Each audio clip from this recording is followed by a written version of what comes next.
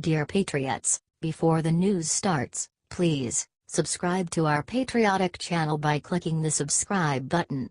Give us a thumbs up to this video. Don't forget to leave your opinion below in the comments section. Share the news on Facebook and Twitter so you friends see it. Thank you. Hilarious. Fake news. CNN just released an ad that's going viral for all the wrong reasons. During his first press conference as president, Donald Trump boldly labeled CNN fake news.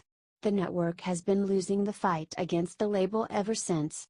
Now, they're fighting back in a truly cringe-worthy way. Early Monday morning, CNN tweeted out their latest ad. It features an apple. Something they really want you to know isn't a banana. It's incredibly sad that the network has to try this hard to convince its viewers that they report real news. But it's also really ironic. As Ben Shapiro points out in an article at the Daily Wire, CNN doesn't even believe what the ad claims. When he said the same thing in the context of transgender pronouns, the network attacked him relentlessly. To CNN, an apple can be a banana, but they just don't want people to know that. So their ad says that an apple is an apple, but CNN will always be fake news. Comment CNN is bananas. And share so everyone sees how low CNN has fallen. Maybe we can get CNN's ratings even lower than they are now.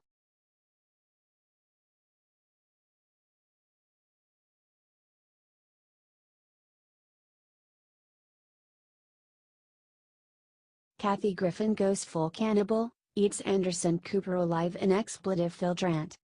There is trouble in liberal paradise, and it is a pleasure to watch.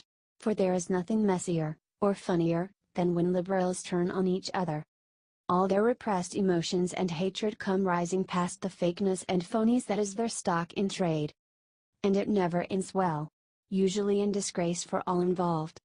Just like this time when Kathy Griffin, performing in Australia because she can't get a job in the States, spilled the beans on her relationship with disgraced liberal lawyer Lisa Bloom, before humiliating her ex-friend Anderson Cooper in the worst way. Did you know Lisa Bloom is Gloria Allred's daughter? Most don't, but when told everything seems to make sense. Kathy went full cannibal and ate the hapless Bloom alive. Kathy started by calling Bloom a fame whore and whined about her massive bill in an exclusive interview with the Daily Beast. There's right and wrong, and I think it's time to expose some stuff. I hired her, Bloom, for a couple of days during my Trump mask scandal. It didn't go well.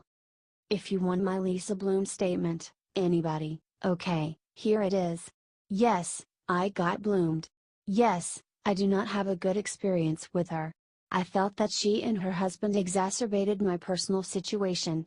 That horrible press conference was a disaster. I'm not gonna sue Lisa Bloom.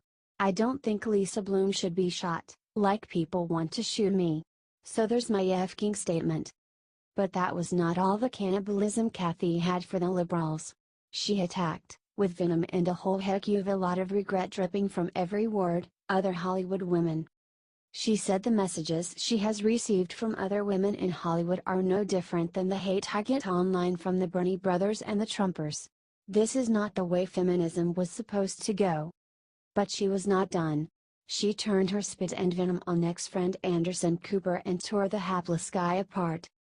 Anderson Cooper is gay, not that there is anything wrong with that, and he is an heir to the Vanderbilt fortune. His mother is actually Gloria Vanderbilt. So Kathy spit out her venom and ended her rant by calling him, the spineless heiress, for abandoning her. Can you imagine if a conservative said that? But a liberal can say anything, I guess? If you think they are all one big disgrace and they deserve each other and exactly what they get, let us know below.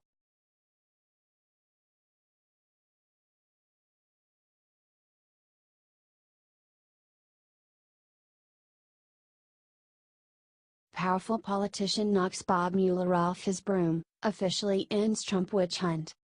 This is explosive and you will absolutely not read about it in the establishment media. It was however reported in one of the most respected conservative media outlets in America, the Washington Examiner, the conservative Washington Post.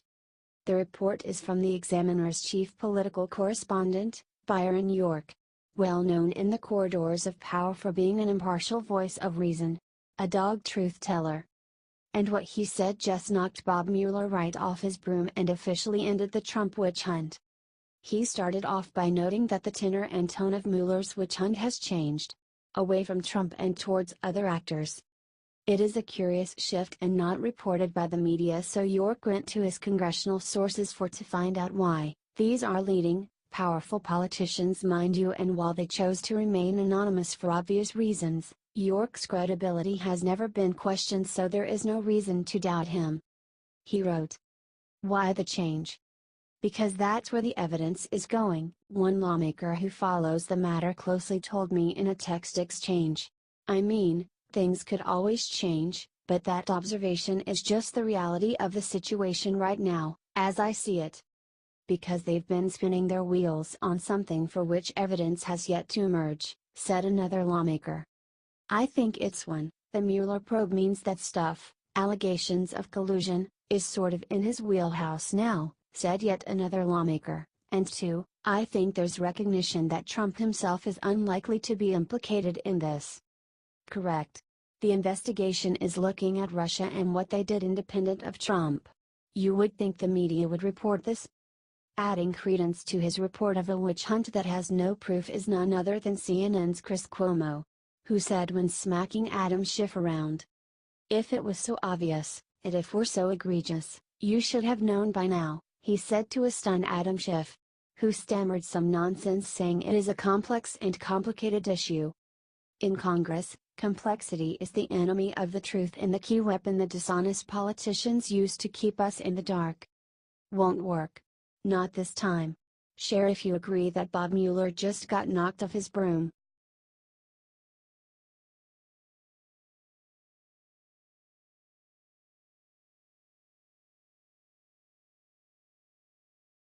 Bill O'Reilly breaks silence on Megyn Kelly. Since her scurrying back under rock she crawled from.